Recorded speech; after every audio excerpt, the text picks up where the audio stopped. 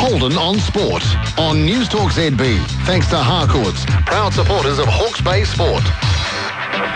Hawke's Bay's News Talk ZB. It is a winter sports coach special this morning. We changed from rugby to football now. Murray Loder is coach of Port Hill in the Pacific Premiership.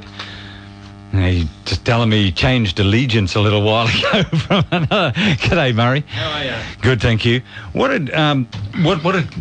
did your interest in football start? Were you a player first of all before you went the coaching way? Yes, I've been playing since I was about 5, when you were allowed to play, and I've carried on from there. Yeah. Ever since then, over the last 10, 15 years, I've gone into coaching a little bit more. You enjoy coaching? I love it. Yeah, do you? Yeah, if I could do it as a full-time job, I would. Oh, okay. Doesn't pay love well. it. No. Actually, Tim Lewis was from rugby was just saying exactly the same thing. He'd absolutely love to make some money out of it. Oh, exactly. Yeah. But at the level that until you get to that top level, Yep. New Zealand doesn't cater for the lower levels. No. Not from an expensive point of no. view. You're with Port Hill. Yep. What's the feeling in the club? Is it a united club? Is it a good sort of vibrant football club? It's one of the most welcoming clubs that I've ever been in. Yeah.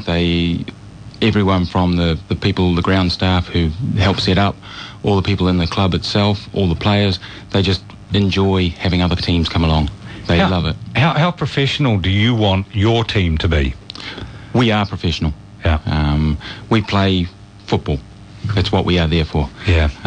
There seems to be some reputation that Port Hill is a bit of a thug team. Oh, okay. I haven't seen it in the times that I've played against them. And this year they don't. They play fair, they play well, and they play to win. Your base is Mariwa Park? Mariwa Park, yes. Yeah. We're not there today, but personally, I think it's one of the best grounds in Hawke's Bay. It's well kept, a little bit of rain now and again. Yeah. But it's looking very good at the moment. Yeah. What's your philosophy with coaching at the Pacific Premiership level? You expect your players to have a professional type attitude? Yeah, I expect all players, no matter whether it's a junior team or a senior team, to be professional. There's the respect program for the referees. We do adhere to that. We know it's a thankless task most times for the referees, but we encourage them, we help them, and we thank them for being there. And I expect all my players to do that. And as far as practice goes, you expect them to kind of turn up on time with the boots clean and that sort of stuff?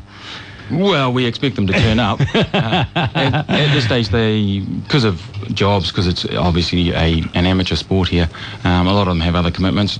But they all turn up when they can. They all let me know if they can't make it. But when they do turn up, they turn up and with the focus of training properly. Remember when I played football many years ago in Tokoroa? The major employer there was New Zealand Forest Products, and they worked 24 hours a day, so people got stuck on night shift and things like that. And we got a coach in one time who said, no train, no play. So some of our best players, they were on the sort of the night shift, so they couldn't train, so they didn't play. Gee, that caused some strife and consternation. I'm sure it did. I'm not quite that strict. You're not quite that strict? No, we all recognise that people have to work, and the hours of a job these days is not 9 to 5.